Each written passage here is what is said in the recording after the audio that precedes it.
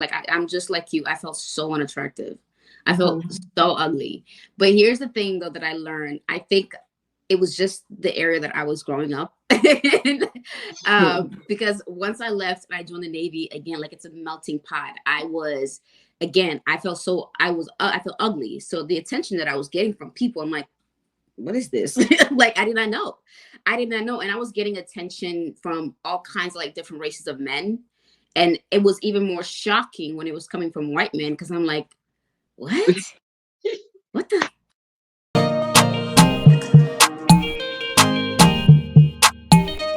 Hi, everyone. Welcome back to another episode of Adoptive Gals Podcast. We are back with a new episode for you guys to enjoy.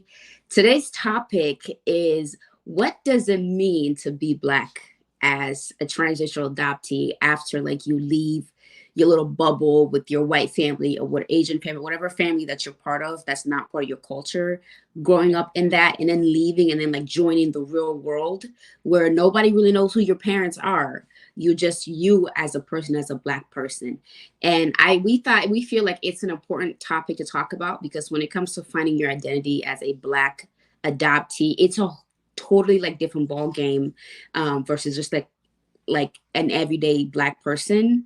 One of the things that I struggled with, finding myself as a Black person, a Black woman living in America, was that I had to teach myself how to be that because my parents, my white parents, could not teach me that. You know what I mean? So I, leaving my household, my town, I joined the Navy and I was with, a plethora of different kinds of Black people. So I gravitated to all these different kind of Black people, trying to learn what it means to be Black. And there's times where I got it wrong, where there's times where I was told I'm not Black enough, I'm not this enough. But I'll just keep it there. How you can go ahead and piggyback off, and you can just like go back and forth off of this topic. Yeah, I feel like this is a very common thing that a lot of like Black adoptees deal with and people of different races because like I think this topic was inspired when Julie was on last Yeah, for our interview and she was like, yeah, that's something I experienced too. Is like yeah. how to figure out how, what it means to be Black as not only as like an adult, right? That's already hard because you're gonna come outside of your parents' house and Yeah. live life as an adult, as an Hmm. individual. And then now you add adoption on the mix, and it's like, okay, what the heck does this mean? Like, Yeah. I, like you were saying, like you don't have protection from your white parents anymore, Hmm. right? Hmm. Now you have to be the one that's in charge of telling your own story. We talked about that Hmm. last Hmm. week. When people ask you about your adoption, you have to figure out how to tell the story without being judged, right? Hmm. And actually, I had a conversation with this older gentleman. He's like in his 80s, and we were talking, and um, his friend was like, "Oh, I didn't know you were adopted. Like we've known each other this time. I didn't know." And I was like, "Yeah, I chose not to tell you guys for a reason." Yeah. The reason why. But the older guy, the older gentleman, he was like, "Oh, you know what? I can understand. Like, I can totally see why you don't want to tell people that you just met that information." Yeah. And these are black men that I was talking to be specific. And so yeah, it's like when you go outside, it's like there's so many nonverbals about culture. Like you learn about your culture and about your identity through nonverbal things. It's not like your parents sit you down and you're like, this is what it means to be Black, but it's just like you see Hmm. it on a day-to-day basis. Now when you go outside, you Hmm. don't none of those stuff are natural to you. You know what I mean? Like for me, for example, like dancing was just, I know dancing is a huge part of our culture, but I was not a good dancer. Like I straight up, and I'm still not the best dancer. Same. Same. I feel like that's just like something that Black adoptees who are adopted by white people, they tend to say Black white people can't dance and so on and so forth and stuff like that. Which there's some truth to it. And dancing, like you said, is a part of just Black culture. It doesn't matter what it doesn't matter if you're African, if African American, and so on and so forth. Dancing is huge.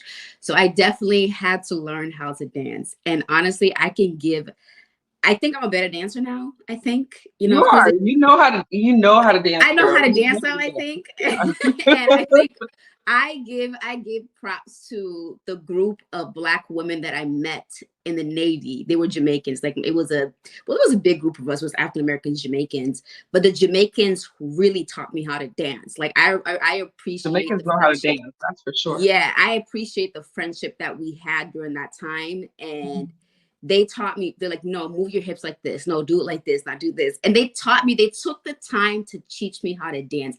And I appreciate them so much because now it's like effortless for me. And I feel like it's not like I lost my rhythm a little bit. I'm not gonna lie. I lost my rhythm a little bit, I definitely, oh, you mean over time since they Oh taught no, you, no, oh no, no, or no. I'm talking about okay, no, I'm talking about when I from came Africa? From Sierra Leone. When Yeah. I was younger, and here's the thing: when I was younger, back in Sierra Leone, I loved dancing. I danced all the time. Like I used to put on shows for my grandma, my aunties. Like I would dance and like sweating, dancing. And I lost my rhythm a little bit when I moved to the States, living with my white family. And no shade to my white family or anything like that, but it's just there was not dancing like that. So I lost it. So I had to Dancing wasn't back. really a part of, I don't know about you, Fatma, to like even music, like, you go into black homes, they're playing music all day long. Like Yep, that's, yep. so naturally your body just moves to the music anyways. And in my Hmm. household, there was no music ever really played. Not because they Yeah. don't like music, but it just wasn't like, it's not really part of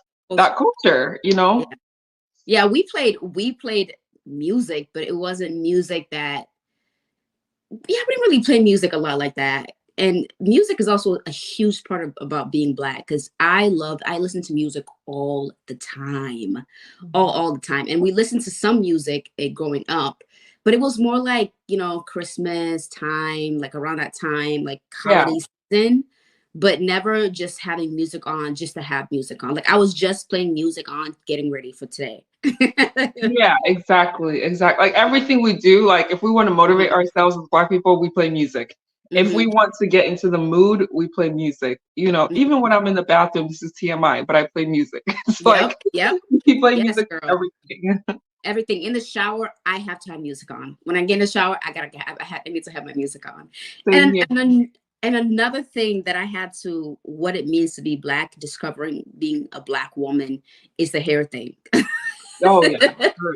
Oh my Jeez. gosh, the hair thing is. I feel like the hair thing is just a big thing overall when it comes to black women and black people. Growing up, my hair was always in braids, and it was Yeah. palm to put in braids. My parents, my mom did not really take the time to really learn my hair texture. Later on, Mhm. she learned with my little sister. But so it was just easy for me to just put things in braids and then keep it pushing. And then joining, the real world and learning how to do my own hair. Oh my Yeah. gosh, it's been a journey. It still is a journey. Black hair will always be such a journey. But I just remember like being around black women, like teaching me once again, this is a leave-in conditioner. And I would ask questions. I remember sitting at work one of these days and I was I'm like, I don't want to do like a full wash day or something. I just want to do something where my hair is still moisturized. She's like, just do like a co-wash. I'm like, a co-wash? What the heck is a co-wash? She's like, oh, it's just like it's just condition your hair. Like there's like it's a conditioner that comes, Yeah. it has co-wash on it. You just kind of use Mhm. that where you don't Mhm. necessarily like shampoo your hair too much to kind of keep it from stripping the oils off. And I'm like, oh, you could do that. She's like, yeah, just do that and comb it out. And all the different processes that I had to learn from detangling, twisting, different kind of leave-in products, moistures that work for you. The kind of hair that you have is a coily, is it 4C, 4B. Oh my gosh, that was a rude awakening. It was such a rude awakening. Girl, you're telling me, I mean, you're fortunate because you had people to like kind of teach you after. You know what I mean? Yeah. Like, I feel like for me, I didn't really have people. I had Black friends, don't get me wrong, Hmm. of course, but none of them really took the time out to try to help being like, oh, this is how you do this. I had to do a lot of Yeah. learning, like myself. But Hmm. to be honest with you, I had gotten to a point where I was so disinterested in doing my hair anyways, because I wasn't taught how to do it as a child, that I Hmm. just didn't have the patience because let's be Mhm, honest, it does take longer and more effort to do our hair than it does mhm, for non-Black people. So mhm. I was just so discouraged by the process anyways that I was like, I'm just gonna wear a Yeah. wig. I'm just gonna wear, braids, whatever. And Yeah.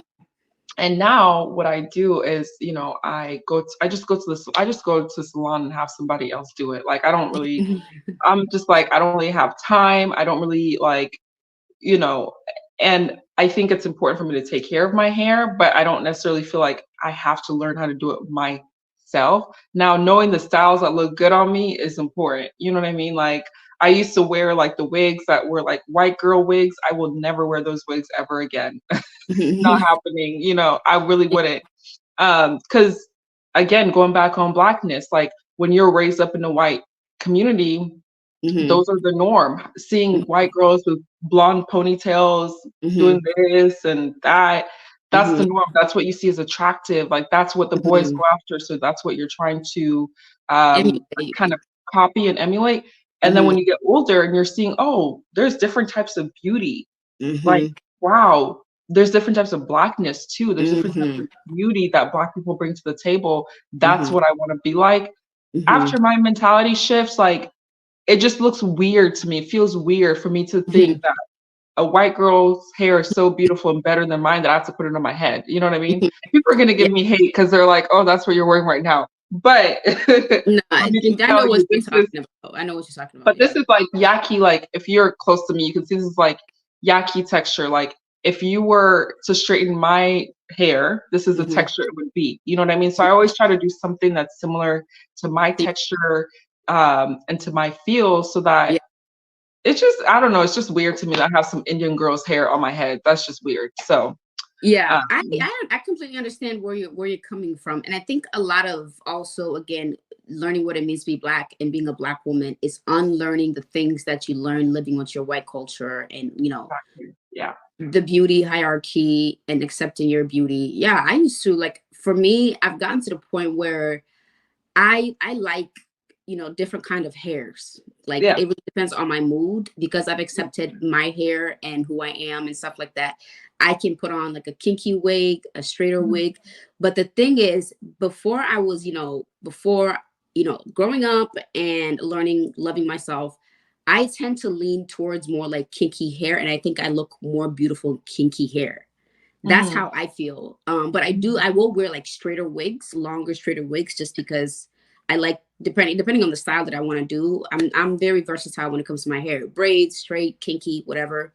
But no, I completely understand what you're saying, and I'm definitely out of that mindset. Long silky hair, it's more beautiful than kinky texture hair. No, I'm definitely out of that, and that is another thing that I had to unlearn about becoming being a black person and stepping into myself and knowing myself for sure.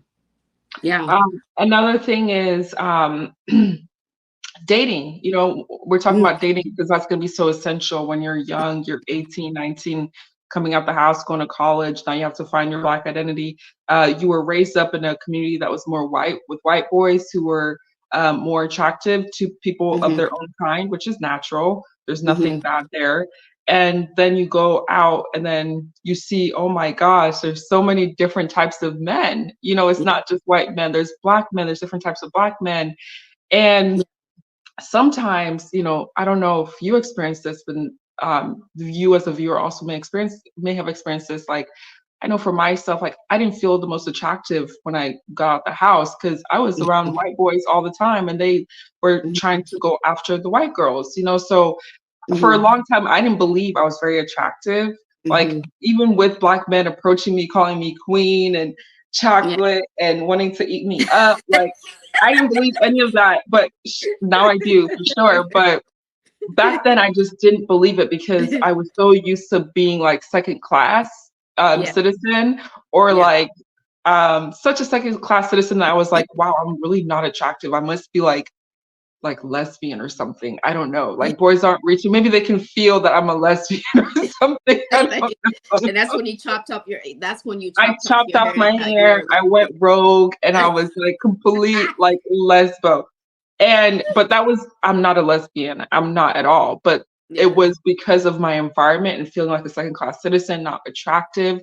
But then Mhm. I got after graduating from high school and being around Black culture and Black people, like one thing I could say about Black people and Black women, they will hype you up like no Mhm, other. When you look good, they mhm, will like make so much effort to let you know that you look good. And I love that about our culture and our community because mhm, white people, like, if you look good, like, they won't necessarily, it's rare that they'll go out of their way to tell you that. You know, if you're mhm. passing by, be like, oh, you look nice, right?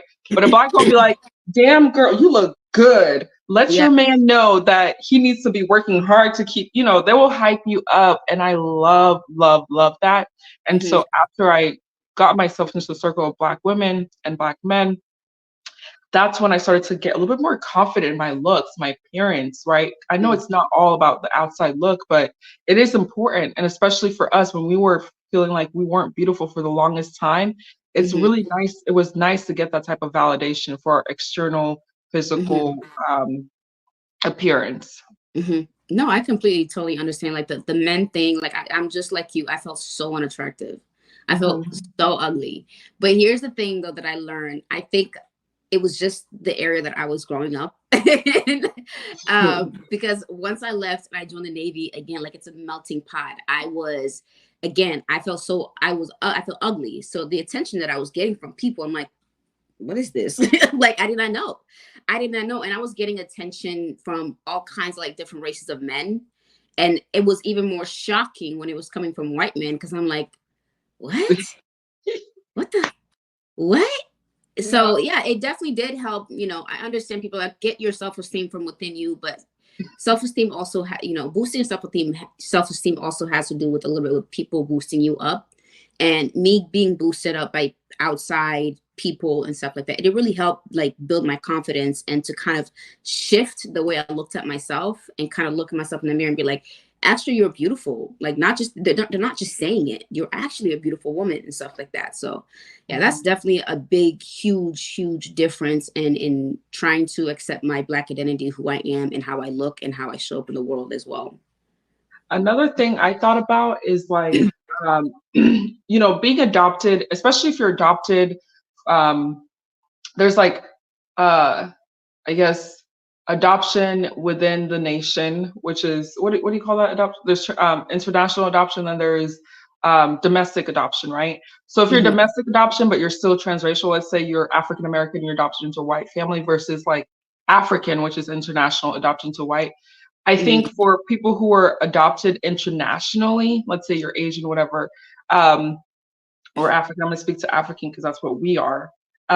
It was really hard for me to find my place when it comes to the history of Blackness, right? Hmm. So I Hmm. remember, like whenever slavery conversation comes up, because that always comes up when we're talking about Black struggle and being Black Hmm. in America. Whenever slavery comes up, or whenever there's talk about history of being Black versus African, I really struggled with like finding my place, Hmm. right? Because I'm like, how much can I really speak to Hmm. the modern day Black experience, right? Because I'm from Africa. A lot of times they kind of dismiss my Hmm. experience being African and coming to America, especially being adopted, right? So that's also another thing as an adoptee that's Black, for example, that you'll experience. I'm Hmm. sure Asians feel that way too, where they feel like they're dismissed for their mixed cultural identity, right?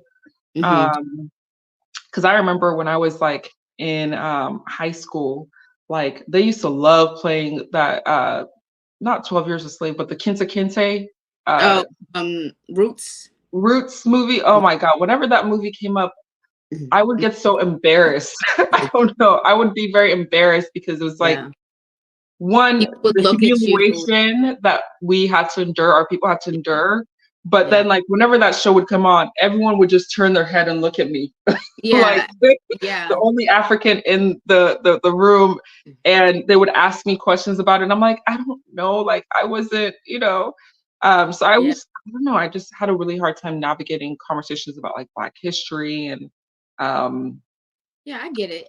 I you understand you. For me, I actually took that on completely as my identity. I'm not gonna lie. I mean, yes, I understood I was I'm African and stuff like that. And to me, I see it as well. the original slaves, the first ones were Africans, and they are kind of part of our ancestry. And for us, honestly, because a lot of the slaves were dropped off into to Sierra Leone, like they named Freetown because there was a lot of like after slavery was ended, they were dropped off there. So honestly, we might have some of that blood in us. We don't know that. Like that's the thing. Like people talk about, oh well, you can't really speak on like Black experiences and stuff like that because your ancestors did not go through that. I'm like, actually, my ancestors may have. I don't know my ancestry and stuff like that, but I took on that identity. Like I just completely just saw myself as a Black person living in America. And it wasn't until recently, being on social media that people are differentiating and telling me, African American telling me as an African woman that I don't know what I'm talking about. I should not be speaking on